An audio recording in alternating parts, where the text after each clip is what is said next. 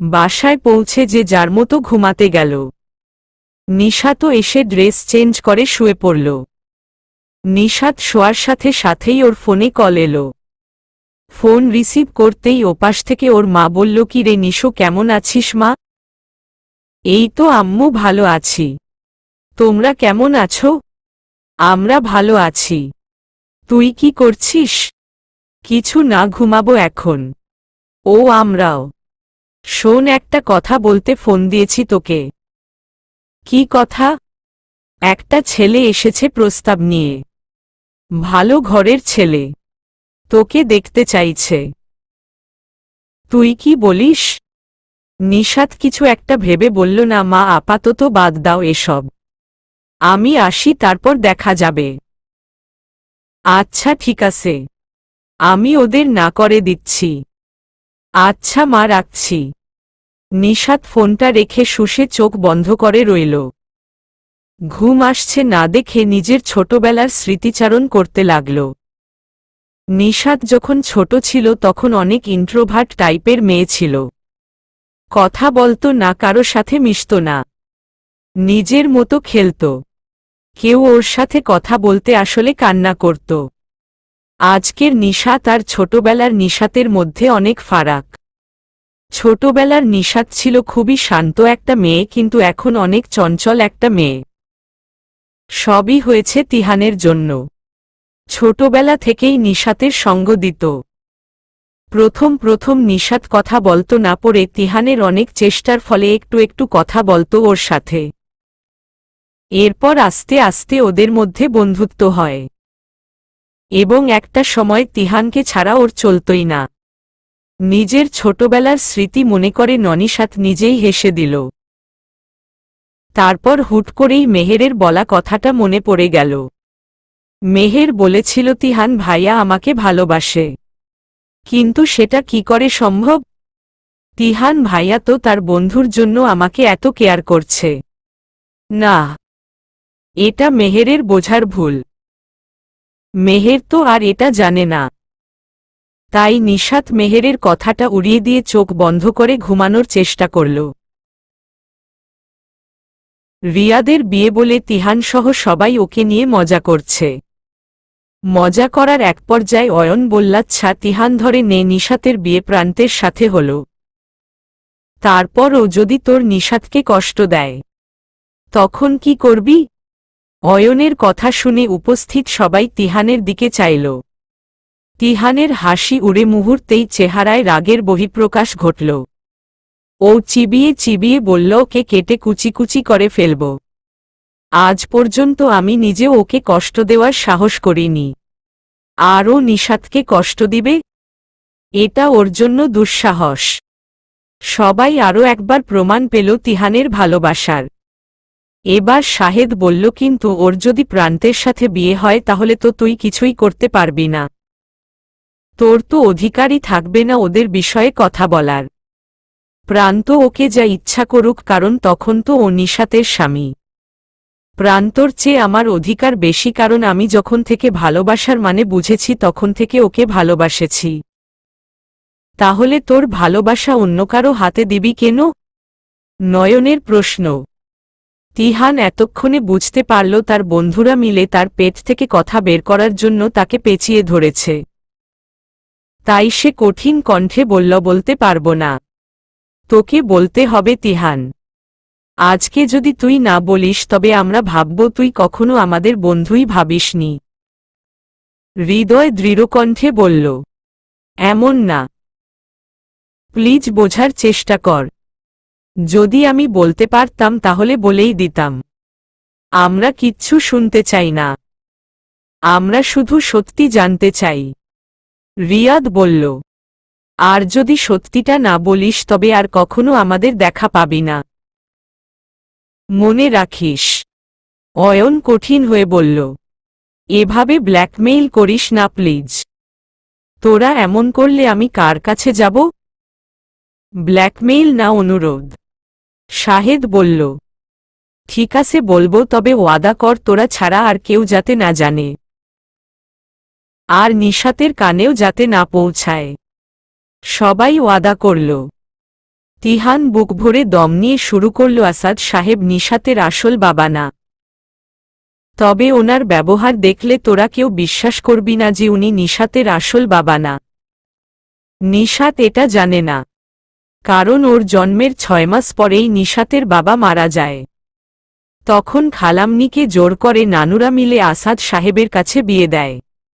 সে নিশাতকে মেনে নেয়। তখনও জানতাম না এত সহজে মেনে নেওয়ার কারণ, কিন্তু পরে জানতে পারি এর পিছনে কারণ হল নিশাতের বাবার সব সম্পত্তি নিশাতের নামে 30% আর ওর স্বামীর নামে 70% লিখা। তাই আসাদ সাহেব চাইছে এই অডেল সম্পত্তির মালিক হতে। এই জন্য তিনি নিশাতকে গুটি হিসেবে ব্যবহার করতে চাইছেন।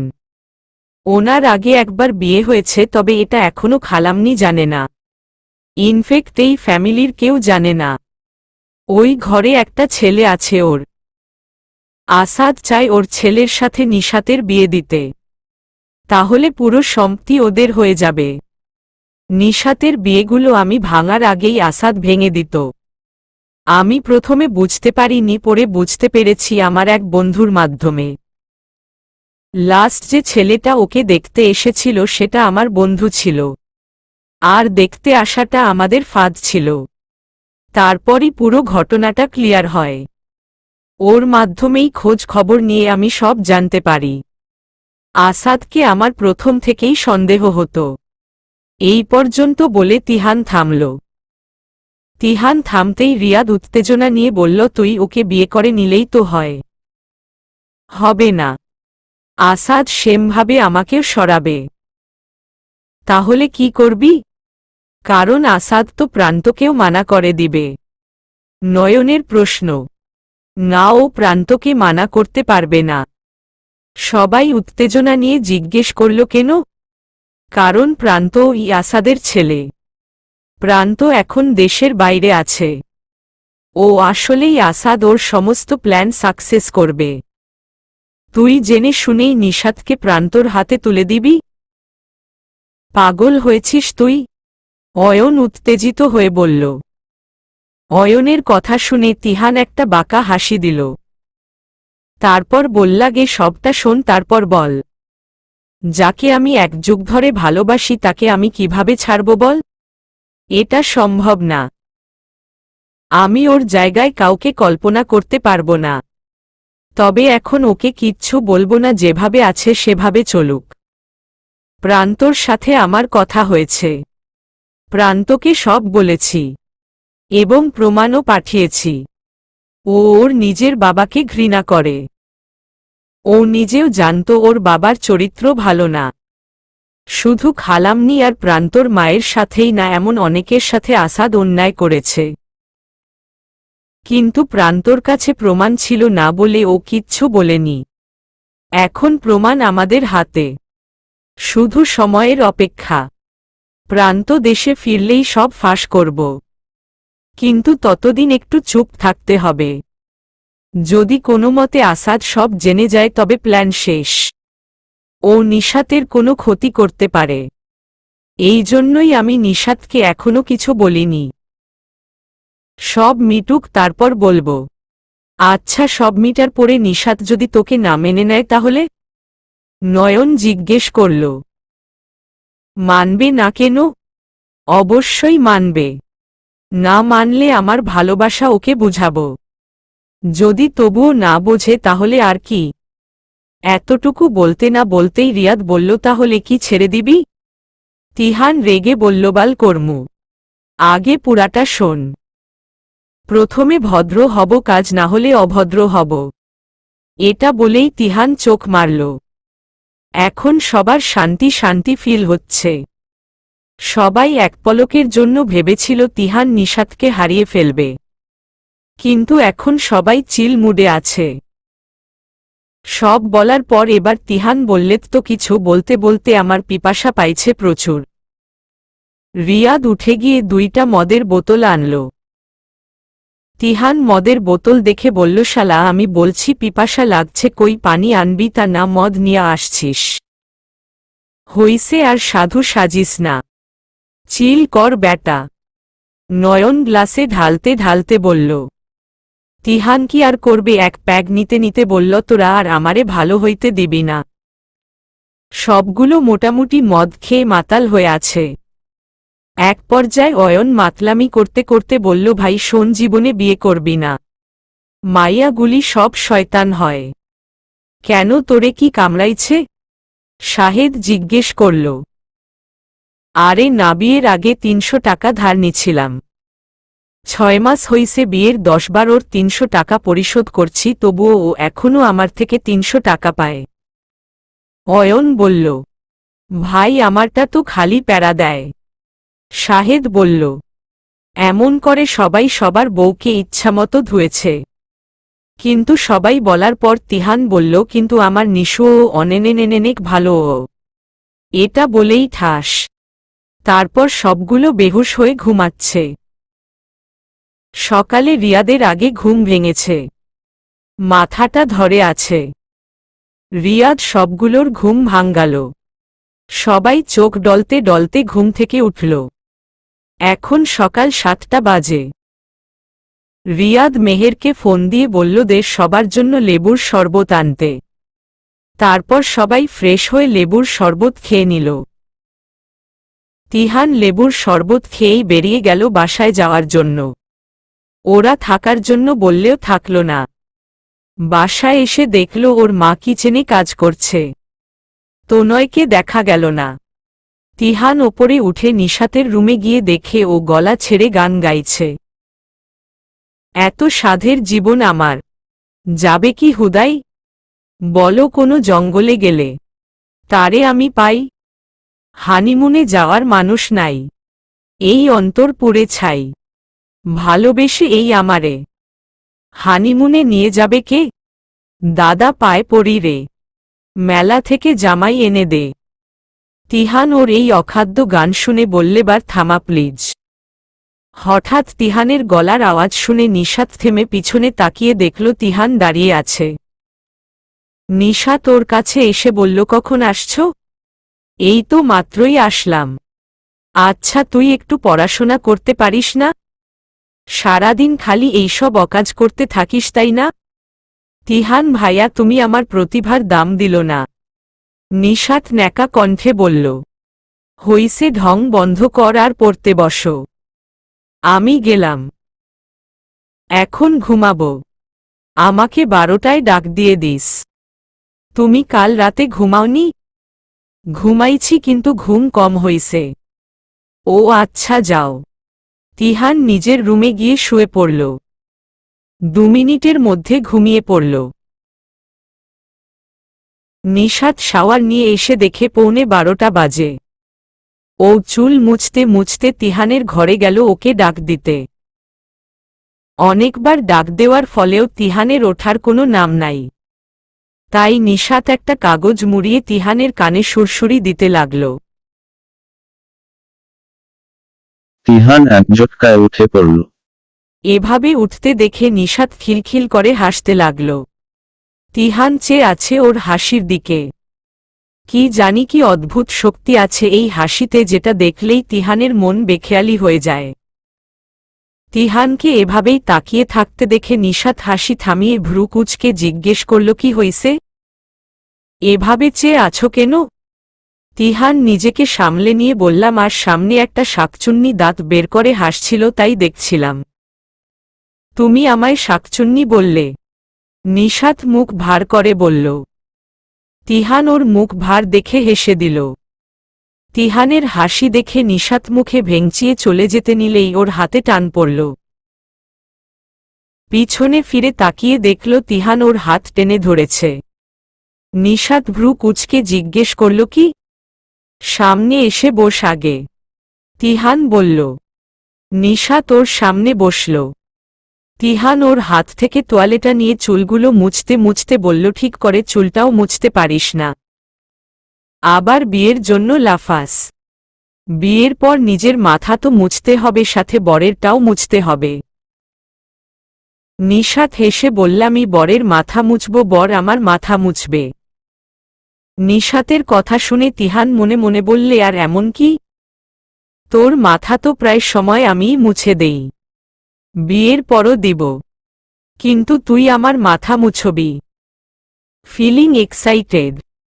মনে মনে এগুলো বললেই মুখে বলল মাথা মোছা শেষ হইছে, যা এখন ওঠ, আমি শাওয়ার নিতে যাব।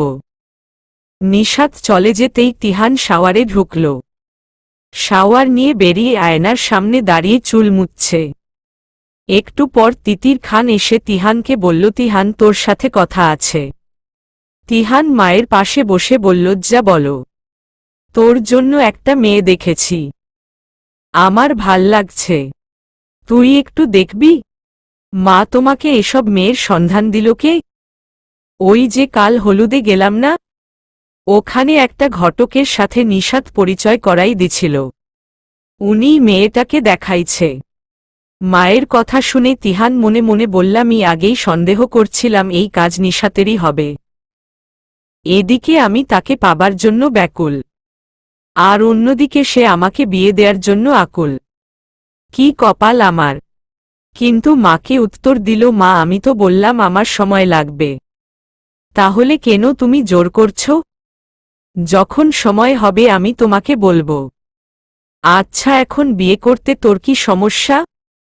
তুই ইঞ্জিনিয়ার, ভালো যে কোনো কোম্পানিতে জব হয়ে যাবে। তবুও সমস্যা কোথায়? আমাকে 6 মাস সময় দাও, এই 6 মাসের মধ্যে আমি বিয়ে করব, মনে থাকে যেন। এটা বলে তিতির খান চলে গেল, আর তিহান হাফ ছেড়ে বাঁচল। তারপর বলল, বিয়ে তো আমও চাই করতে, কিন্তু প্রান্তর জন্য আটকে আছি। ও আসলেই সব সমাধান হয়ে যেত। খাওয়া দাওয়া শেষ হওয়ার পর এখন বিয়ে পড়াবে, সবাই সেখানে উপস্থিত। কিন্তু আশেপাশে নিশাতকে না দেখতে পেয়ে তিহান নিশাতকে খুঁজতে লাগল। প্রত্যেকটা রুমে খোঁজা শেষ, নাই মানে নাই। তিহান বুকটা ধক করে উঠল। মেয়েটা গেল কই? হঠাৎ পাশ দিয়ে মেহের যাচ্ছিল। তিহান মেহেরকে ডাক দিয়ে বললাচ্ছা, নিশাতকে দেখেছ? হ্যাঁ ভাইয়া, ও তো ছাদে বসে আছে, ওর পা কেটে গেছে, আমি ফার্স্ট এইড বক্স আনতে যাচ্ছি। নিশাতের পা কেটে গেছে শুনে তিহান মেহেরকে ফার্স্ট এইড বক্স আনতে বলেই দৌড়ে ছাদে চলে গেল। ছাদে গিয়ে দেখে নিশাত পায়ের তালুতে পা চাপা দিয়ে রেখেছে যাতে রক্ত না বের হয়, তবুও হাত বেয়ে বেয়ে রক্ত পড়ছে। তিহান দ্রুত ওর সামনে বসে নিজের পকেট থেকে রুমাল বের করে বলল, হাত চাপা। নিশাত হাত চাপাতেই তিহান কাটা জায়গায় রুমালটা বেঁধে দিল। কিছুক্ষণের মধ্যেই মেহের চলে এলো ফার্স্ট এইড নিয়ে। তিহান রুমালটা খুলে পা ড্রেসিং করে বেঁধে দিল। তারপর বলল, ব্যথা করছে তোর? অনেক ব্যথা করছে, নিশাত ব্যথাতুর কণ্ঠে বলল। তিহান হুট করে কোনো কথা না বলে নিশাতকে কোলে তুলে নিল। তিহানের কাণ্ডে মেহের, নিশাত দুজনেই হা করে চেয়ে আছে। তিহান নিচে নামতে নামতে মেহেরকে বলল, তুমি রিয়াদকে বলে দিও আমি চলে যাচ্ছি। নিশাতের পা কেটে গেছে, এই অবস্থায় ওকে এখানে রাখা ঠিক হবে না, আর আমার আম্মু আর ভাইকেও বলে দিও। মেহের তিহানের কথায় ঘাড় নাড়িয়ে সম্মতি দিল। তারপর তিহান নিশাতকে কোলে করে দ্রুত বাড়ি থেকে বেরিয়ে রিয়াদের গাড়িতে উঠল। নিশাতকে পিছনের সিটে বসিয়ে পা উপরে উঠিয়ে দিল। তারপর নিজে ড্রাইভিং সিটে বসে গাড়ি স্টার্ট দিল। তিহান যখন ওকে কোলে করে নামছিল তখন সেখানে যারা যারা উপস্থিত ছিল সবাই অবাক নয়নে দেখছিল। তারপরও তিহানের কোনো ভ্রুক্ষেপ দেখা দিল না। কিন্তু নিশাতের প্রচুর আনইজি ফিল হয়েছিল। গাড়ি মাঝরাস্তায় চলে আসার পর নিশাত বলল, ক্ষণ অমন অভদ্রের মতো ওখান থেকে নিয়ে এলে কেন? মানুষ কি ভাবল বলো তো? যেটাই ভাবুক, আই ডোন্ট কেয়ার। আর যেখানে তোর বিষয় আছে সেখানে আমি অভদ্র কেন অভদ্রের বাপও হয়ে যাব। তিহানের কথাটা সোজা নিশাতের বুকে গিয়ে আঘাত করল। কি বলল তিহান? এত ইম্পর্টেন্স কেন? প্রান্তের জন্য? হ্যাঁ, ওর জন্যই তিহান ভাইয়া আমাকে এত প্রোটেক্ট করছে। এই প্রান্ত নামটা নিশাতকে তিহানের ব্যাপারে কিছুই ভাবতে দিচ্ছে না। যতবারই নিশাত তিহানকে নিয়ে কিছু ভাববে ততবারই মনে হয় এগুলো সব প্রান্তর জন্য করছে তিহান। তিহান গাড়ি ড্রাইভ করে একটা হসপিটালের সামনে থামাল। নিশাত ভ্রু কুঁচকে জিজ্ঞেস করল, এখানে আনলে কেন? ডাক্তার দেখাতে হবে তোকে। না, দরকার নাই, তুমিই তো ব্যান্ডেজ করে দিয়েছ, এমনিতেই ভালো হয়ে যাবে। আমি তো ব্লিডিং অফ করার জন্য ব্যান্ডেজ করেছিলাম, এই ব্যান্ডেজে কিচ্ছু হবে না, তোকে ডাক্তার দেখাতে হবে। কিন্তু নিশাত বলতে গিয়েই বলতে পারল না। তিহান গাড়ির দরজা খুলে ওকে কোলে তুলে নিল।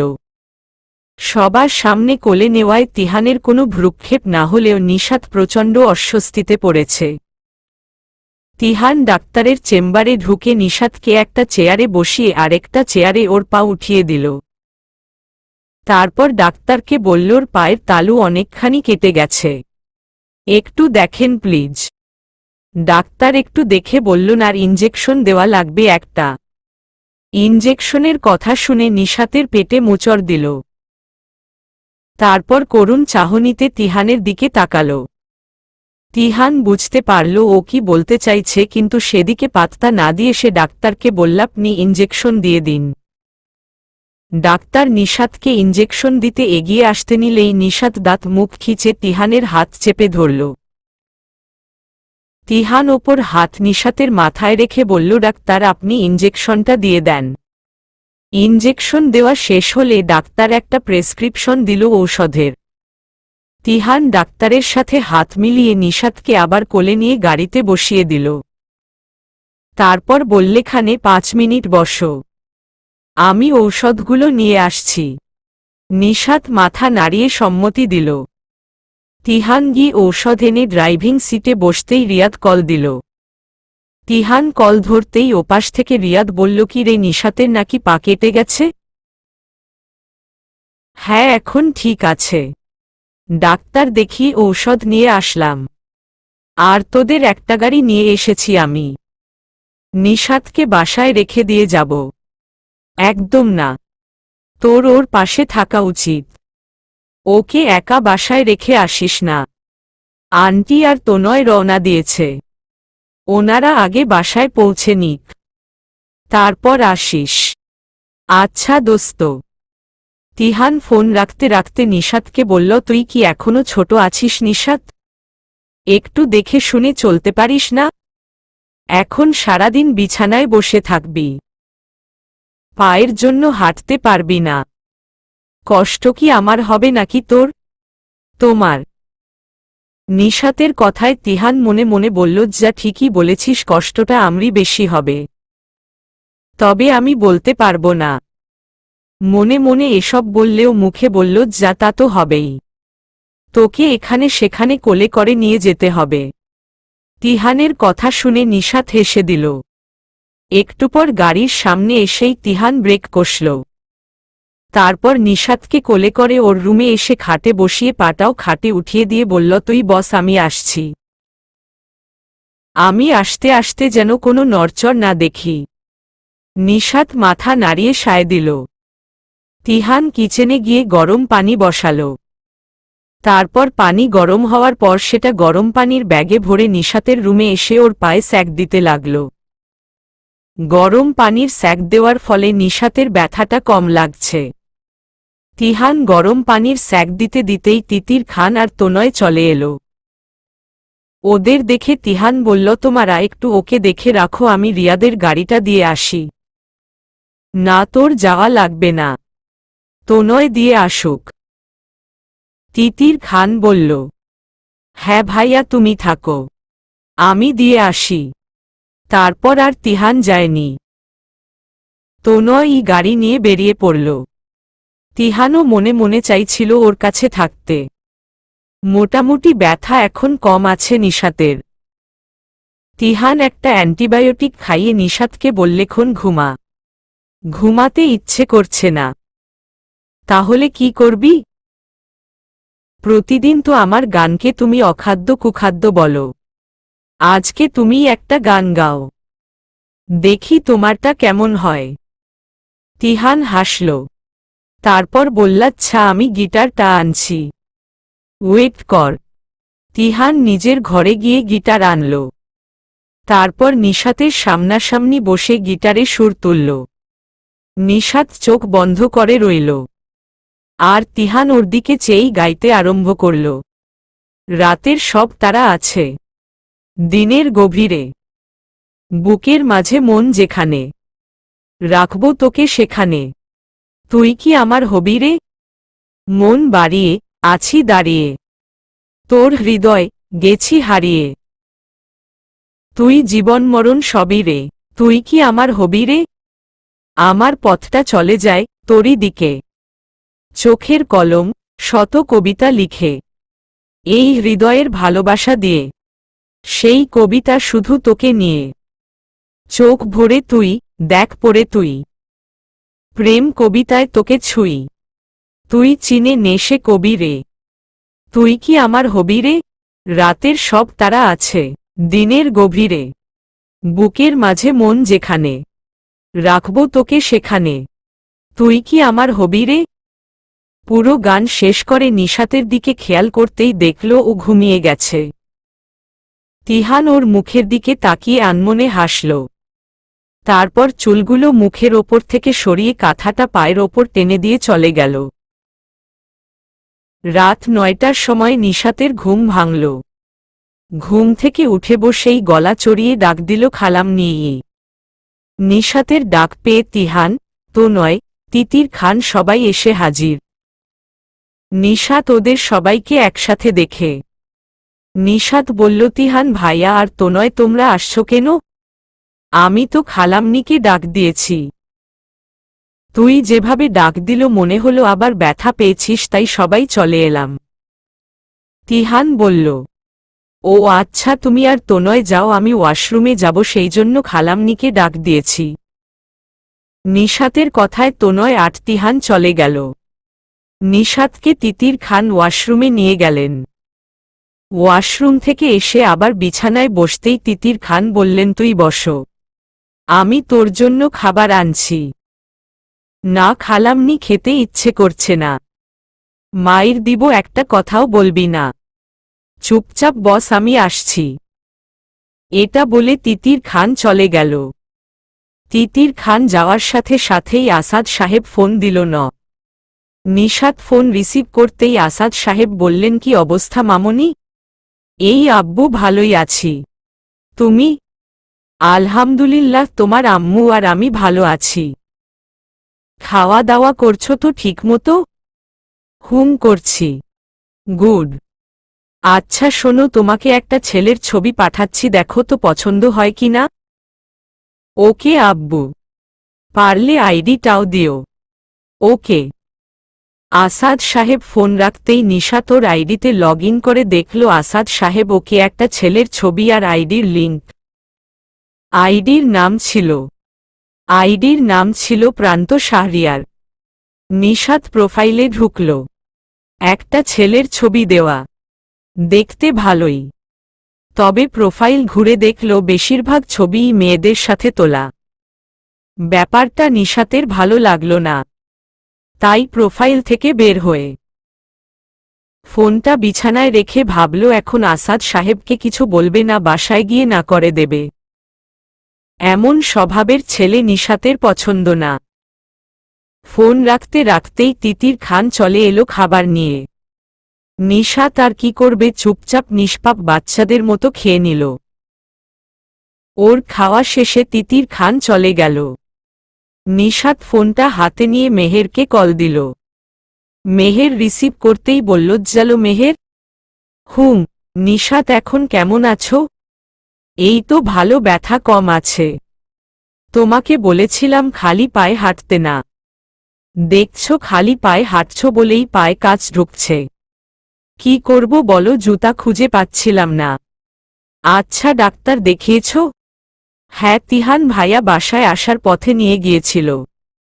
দেখলে আমি বললাম না তিহান ভাইয়া তোমাকে ভালোবাসে। মেহেরের কথা শুনে নিশাত বিরক্ত হয়ে বলল, না মেহের, তুমি বেশি বেশি ভাবছ। তখন আমার পায়ের অবস্থা খারাপ ছিল, এই জন্য উনি আমাকে ওইভাবে নিয়ে গেছিলেন।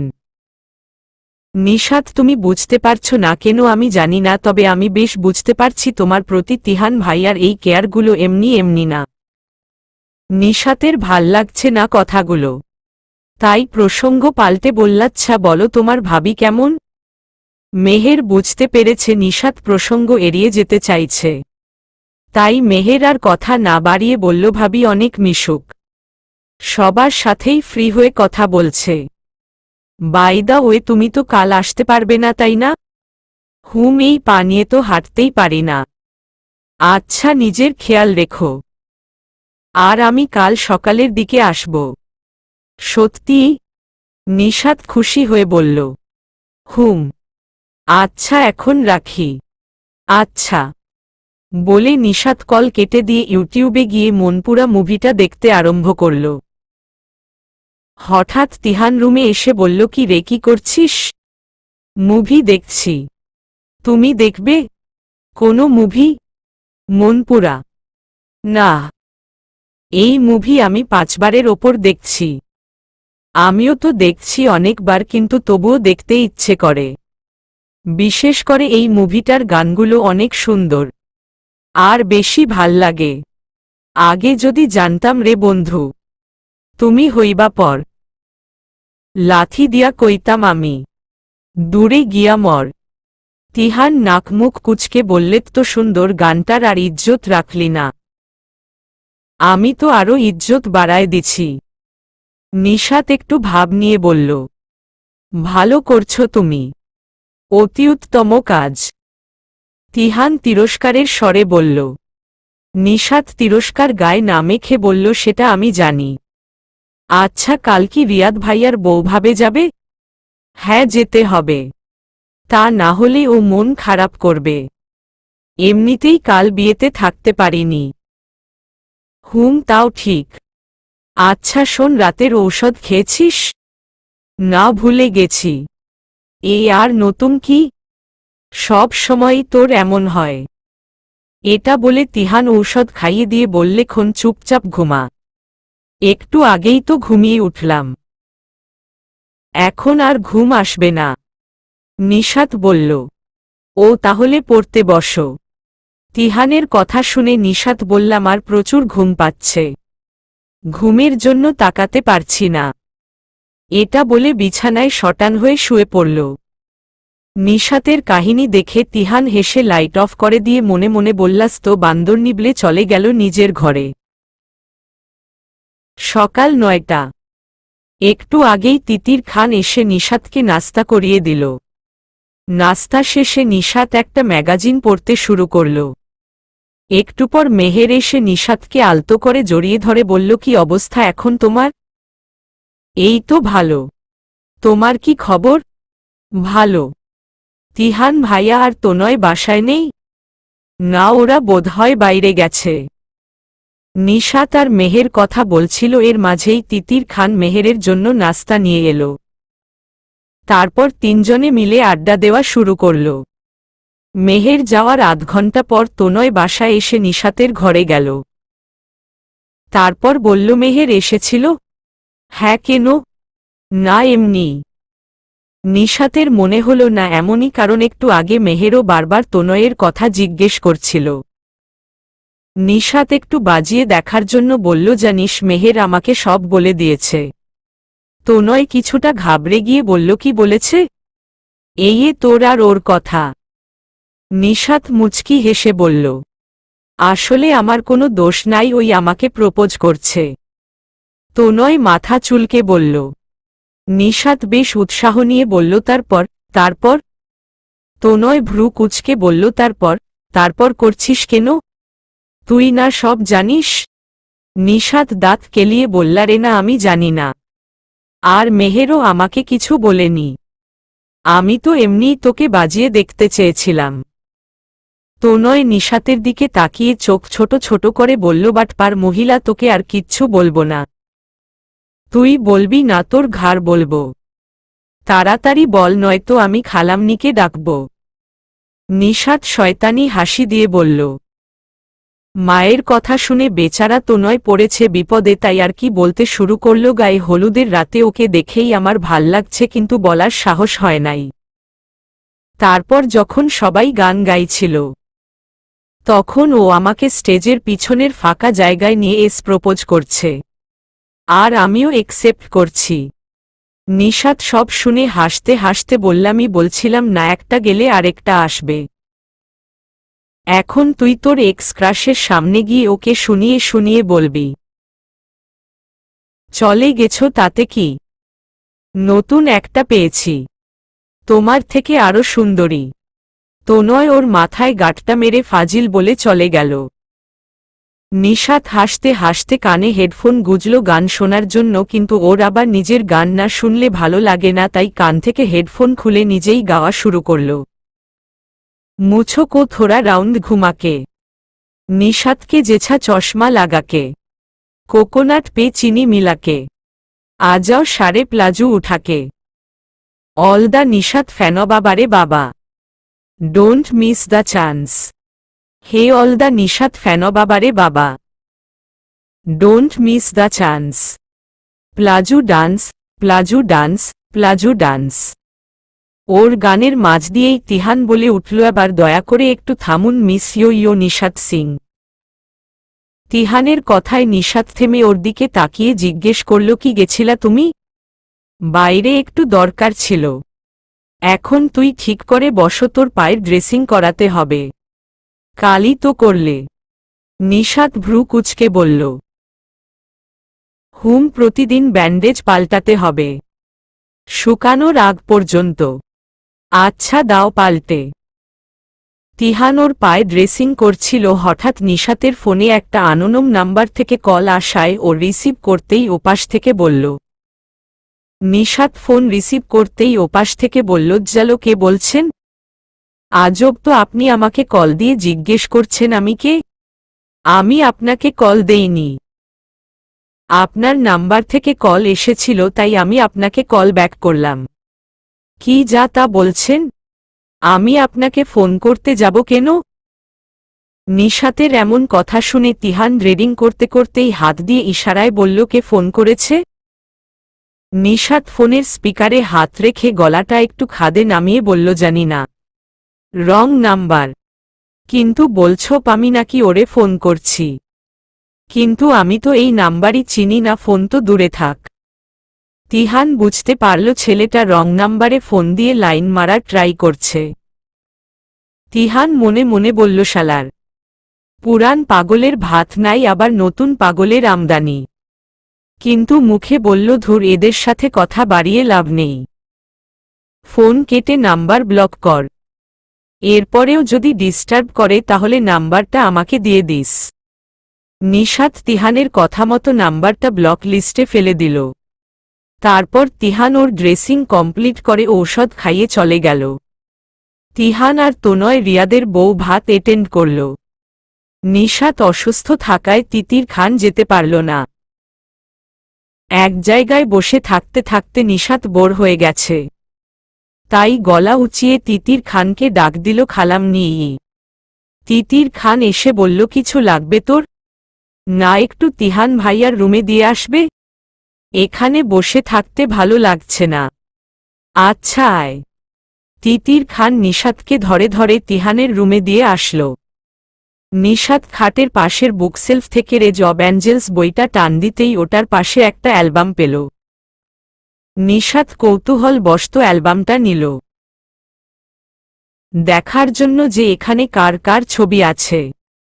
অ্যালবাম খুলতেই নিজের একটা ছবি দেখে একটা মুচকি হাসি দিল। তারপরের পাতায় কার ছবি আছে দেখার জন্য উল্টাতেই দেখল এখানেও ওর ছবি। নিশাত অনেকগুলো পাতা একসাথে উল্টাল। না, ওর ছবি ছাড়া আর কারো ছবি নেই, বিভিন্ন পোজ দেওয়া ছবি আছে। পুরো অ্যালবামের ছবিগুলো দেখে একবারে শেষের ছবিতে এসেই বর্ষর শখ খেল। এই ছবিতে তিহান আর ও পাশাপাশি দাঁড়িয়ে আছে। এই ছবিটা তার গত জন্মদিনের দিন তোলা, এটাও এখানে। আর সবচেয়ে অবাক হল নিশাতের ছবির ওপর কালো মার্কার দিয়ে লেখা মাই লাভ। নিশাত ছবিটা হাতে নিয়ে উল্টো করতেই আরেকটা লেখা দেখল, আই নিড ইউ ব্যাডলি ইয়ার। নিশাতের মাথায় কিচ্ছু ঢুকছে না। এটা কি সত্যি? নিশাত সব আগের মতো করে রেখে দিল। কিছুতেই ওর মাথাতে থেকে বিষয়টা নামছে না। আর এটা নামার মতো বিষয়ও না। তাহলে মেহের যা বলেছিল সেটাই ঠিক। তিহান ভাইয়া আমাকে ভালোবাসে। তাহলে প্রান্তকে? আমাকে প্রান্তর কথা বলল কেন? আমি বুঝতে পারছি না। নিশাতের এই ভাবনার মাঝে ছেদ ঘটিয়ে তিতির খান চা নিয়ে এসে বললেই, নে চা খেয়ে নে, ভালো লাগবে। নিশাত চাটা নিয়ে খেতে লাগল। তিতির খান ওর পাশে বসে বিভিন্ন কথা বলতে লাগল। কিন্তু নিশাতের মাথায় এসব কিছু ঢুকছে না।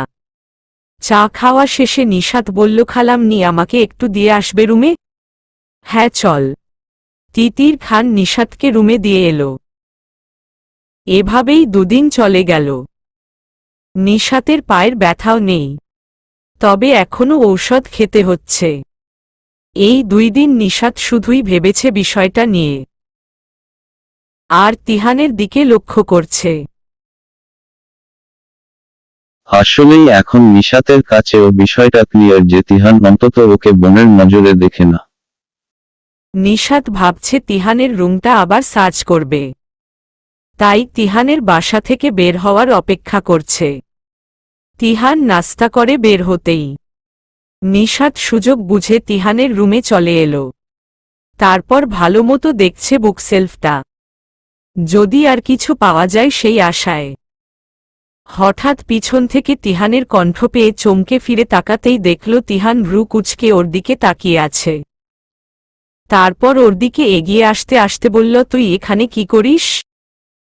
ই তো একটা বই নিতে আসছিলাম। নিশাতের তোতলানো দেখে তিহান বুঝে গেল কিছু একটা চলছে ওর মাথায়। তিহান চোখ ছোট ছোট করে বলল, শুধু বই নিতে এসেছিস নাকি অন্য কিছু? না না, অন্য কি হবে, বইই তো নিতে এসেছি। আচ্ছা ঠিক আছে নে। এটা বলে তিহানের নিজের ওয়ালেটটা পকেটে ঢুকিয়ে চলে গেল। নিশাত হাঁপ ছেড়ে বলল, যাক গেছে, ধরা পড়িনি। তারপর আবার খুঁজতে খুঁজতেই গান ধরল, তুই আমার জামাই, আমি তোর বউ রে, পাবি না আমার মতো গুলিস্তানের মোড়ে, তুই আমার হিরো, বাকি সব জিরো, পরে নে শেরওয়ানি, বাসর সাজারে, পাবি না আমার মতো গুলিস্তানের মোড়ে। এই গান গাইতে গাইতেই খুঁজছিল। হঠাৎ তিহানের টেবিলের ড্রয়ারে উল্টো করে রাখা একটা ছবি দেখতে পেল। নিশাত ছবিটা এপাশ করতেই দেখল এটা ওর ছবি। আর এই ছবিটাই ওই দিন তিহান ওর বুকে জড়িয়ে ধরে ঘুমাচ্ছিল। নিশাতের বিষয়টা মনে হতেই লজ্জা পেল। তারপর আরও খোঁজাখুঁজি করা শুরু করল। হঠাৎ পিছন থেকে মেহের এসে ওকে জড়িয়ে ধরল। মেহেরের এমন আচমকা জড়িয়ে ধরার ফলে নিশাত ভয় পেয়ে চোখ বন্ধ করে বলল, সত্যি তিহান ভাইয়া, বিশ্বাস করো মেহের বলছিল তুমি নাকি আমাকে ভালোবাসো, সেই জন্যই আসছি। নিশাতের কথা শুনে মেহের হাসতে হাসতে বলল, নিশাত আমি মেহের। মেহেরের কথা শুনে নিশাত চোখ খুলে ওর দিকে তাকিয়ে বলল, ইসস, আর একটু হলে স্ট্রোক করতাম। ওকে কুল কুল। মেহের হাসতে হাসতে বলল। মেহেরের হাসি থামার পর নিশাত বলল, তুমি ঠিক ছিলে মেহের, আসলেই তিহান ভাইয়া আমায় ভালোবাসে। কিভাবে বুঝলে? মেহের ভ্রু কুঁচকে বলল। নিশাত অ্যালবাম আর ছবিটা দেখাল। তারপর সব বলল। সব শুনে মেহের মুচকি হেসে বলল, বাহ, আমরা যা হয়ে গেলাম। তুমি আমার বড় যা হইছে, এখন তা না কেলিয়ে আরেকটু খোঁজো, দেখো আর কিছু পাও কি না। মেহের নিশাতের কথায় সম্মতি জানিয়ে খুঁজতে লাগল। অনেক খোঁজাখুঁজির পর একটা ডায়েরি পাওয়া গেল। ডায়েরিটা মেহের পেল। মেহের নিশাতকে ডায়েরিটা নিশাতের হাতে দিয়ে বলল, খুলে দেখো কি লিখেছে। না না, তোমার সামনে পড়ব না, আমার লজ্জা করবে। নিশাত একটু লজ্জা ভাব নিয়ে বলল, আচ্ছা ঠিক আছে, একা একা পড়ে মুচকি মুচকি হাসি দিও। বলে মেহের হাসতে লাগল, সাথে নিশাতও। তারপর দুজনই বসে আড্ডা দিল। সারাদিনে একবারও নিশাত ডায়েরিটা খোলার সুযোগ পায়নি, তাই রাতের অপেক্ষা করতে লাগল। এখন রাত 1টা। নিশাত রুমের লাইট অন না করে ফোনের লাইট অন করে ডায়েরিটা খুলতেই দেখল প্রথম পাতায় লেখা, ভালোবাসতে বলবো না, শুধু বলবো ভালোবাসতে দিস। লাইন দুটো পড়ে অজান্তেই নিশাতের ঠোঁটে হাসি ফুটে উঠল। তারপরের পৃষ্ঠায় লেখা, তোমারই জন্য আমার হৃদয়। এলাকা হয় 72 বার প্রকম্পিত। তোমার ওষ্ঠ নির্গত সেই মোহনীয় শব্দ শোনার জন্য আমার কর্ণযুগল আজীবন প্রতীক্ষিত। নিশাত এই লেখাটা পড়ে হেসে দিল। তারপর বলল, সাহিত্যিকভাবে প্রপোজ করতে গিয়ে সায়েন্স ঢুকায় দিছে। নিশাত পরবর্তী পৃষ্ঠা উল্টিয়ে একটা চিঠি দেখতে পেল। এটা আরও 6 বছর আগের লেখা। ও মনোযোগ দিয়ে পড়া শুরু করল। তুই এত ছোট কেন রে? আমার সব বন্ধুরা প্রেম করে কিন্তু আমি করতে পারি না, তুই ছোট বলে। কি কপাল আমার!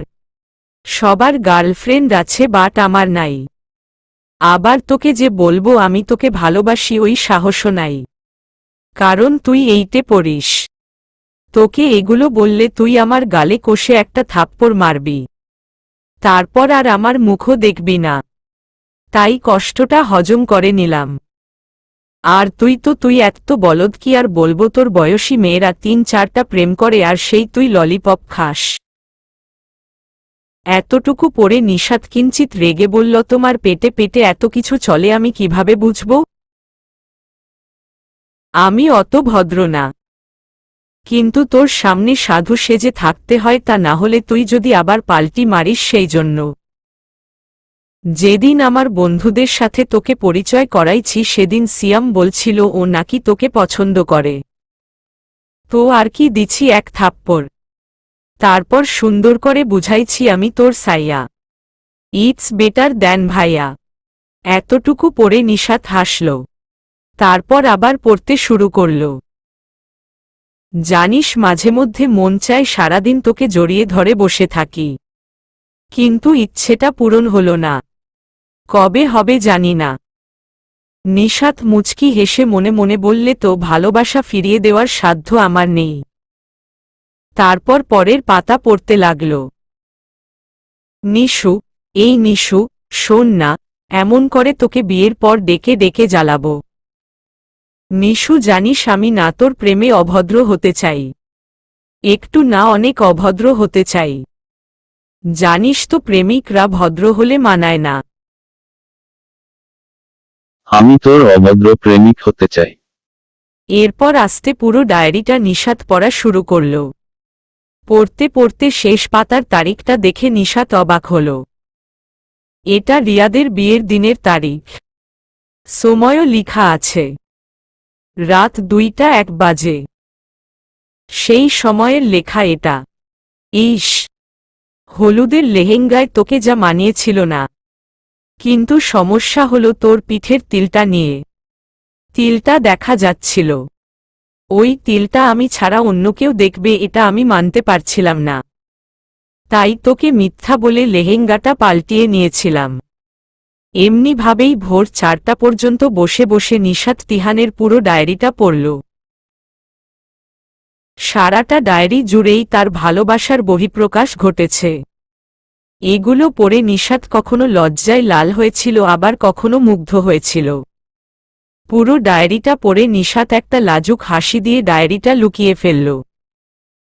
তারপর শুয়ে পড়ল। নিশাত সেই আধ ঘন্টা ধরে পায়চারি করছে কখন নিশাত বের হবে আর কখন ও ডায়েরিটা সহি সালামতে রেখে আসবে। কোনোভাবেই তিহানকে জানতে দেওয়া যাবে না যে নিশাত ওর ডায়েরিটা পড়ে ফেলেছে, কিন্তু মুশকিল হচ্ছে তিহান বের হওয়ার নামও নিচ্ছে না। কম্পিউটারে কি জেনে করছে। নিশাত কয়েকবার উকি দিল না। তিহান বোধহয় আজকে বের হবে না। নিশাত পায়চারি করতে করতে ভাবছে কি করা যায়।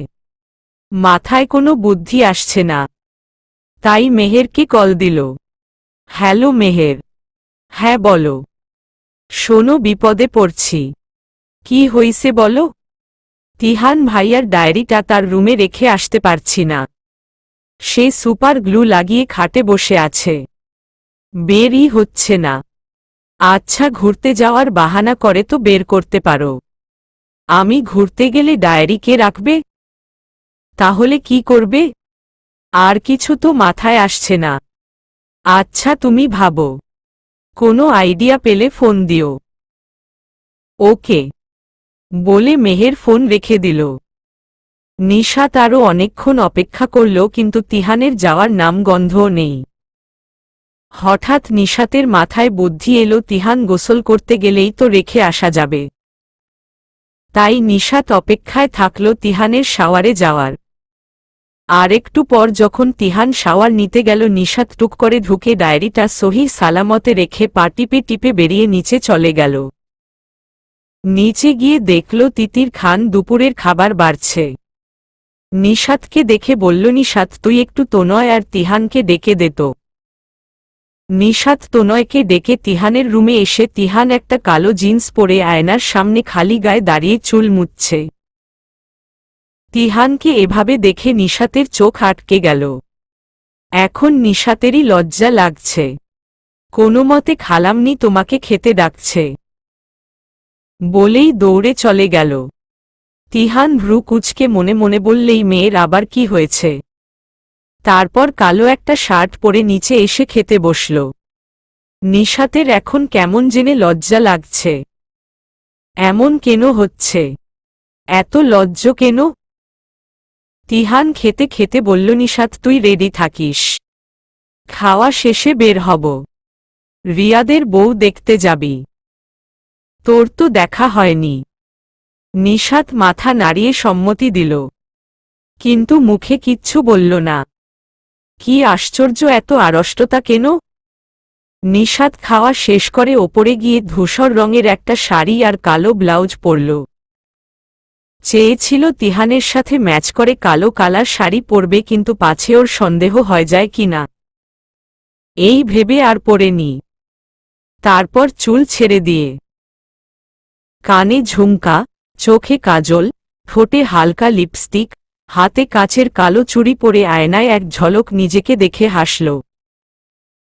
দুই হাত দুই মুখ ডেকে বলল, ইস, কি লজ্জা লাগছে। তারপর মুখ থেকে হাত সরিয়ে ফোনটা নিয়ে বেরিয়ে পড়ল। তিহান বাইকের ওপর বসে ফোন টিপছিল। নিশাত এসে বলল, যা চলো, আমি রেডি। তিহান মাথা তুলে তাকাতেই বাকরুদ্ধ হয়ে গেল। এত সুন্দর লাগছে যে কিছু বলতে ইচ্ছে করছে না, শুধু তাকিয়ে থাকতে ইচ্ছে করছে। চোখের পলকও ফেলতে ইচ্ছে করছে না। তিহানের এমন চাহনিতে নিশাতের খুব লজ্জা লাগছে। তাই তাড়া দিয়ে বলল, চলো। চলো। যাবে না? নিশাতের কথায় তিহান নিজেকে সামলে বলল, যা, তুই বাইকে উঠে বসো। নিশাত বাইকে উঠে এক হাত তিহানের কাঁধে রাখল। তিহান বাইকের সামনের মিররটা এমনভাবে রাখল যেন পিছন থেকে ওকে দেখা যায়। নিশাত বুঝতে পেরে মুচকি হাসল, আর মনে মনে বললাসলেই তুমি অভদ্র। খালি লজ্জা দাও আমায়। এভাবে তাকালে তো আমি মরে যাব। তিহান আর নিশাত আধ ঘন্টা পর রিয়াদের বাড়ি পৌঁছাল। নিশাত বাইকে থেকে নামতেই তিহান বলল, তুই যা ভেতরে, আমি আসছি। নিশাত ওর কথায় সায় দিয়ে বাড়ির ভেতর ঢুকল। নিশাতকে দেখে মেহের এসে ওর হাত ধরে বলল, বাহ, আজকে তো আমার যা। এতটুকু বলার পর নিশাতের চোখ রাঙানোতে কথা চেঞ্জ করে বলল, ইয়ে মানে নিশাতকে আজ খুব সুন্দর লাগছে। Thank you. নিশাত একটু হেসে বলল। তারপর রিয়াদের মা আর নানির সাথে হালকা কথা বলার পর মেহের ওর ভাবির কাছে নিয়ে গেল। ওইখানে কিছুক্ষণ কথা বলে মেহের নিশাতকে নিজের ঘরে এনে দরজা অফ করে বলল, ওগো আমার বড় যা, একটু বলতে পারবা আমার জামাই কই? সে ফোন ধরছে না কেন? তোমার জামাই পড়ে পড়ে ঘুমাচ্ছে। মেহের রেগে বলল, ওর ঘুম আমি ছুটাচ্ছি। একবার ফোনটা ধরুক, মজা বুঝাবো। নিশাত মেহেরের কথায় হাসল। মেহের পুনরায় বললাচ্ছা আজকে শাড়ি পরার কারণ কি? এমনই। না না এমনিই না। তোমার মনে রং লাগছে আমি জানি। তো তিহান ভাইয়াকে কবে বলবা? ভাবছি সারপ্রাইজ দিব। কাল তার বার্থডে। আজ 12টায় যখন সবাই তাকে উইশ করবে তখন আমি তার বার্থডে ভুলে গেছি এমন মুডে থাকব। তারপর কাল রাত 11:58তে উইশ আর প্রপোজ একসাথে করব। বাহ, কি আইডিয়া তিহান ভাই। মেহের আর কিছু বলতে পারল না, তার আগেই কে যেন দরজায় নক করল। চলবে।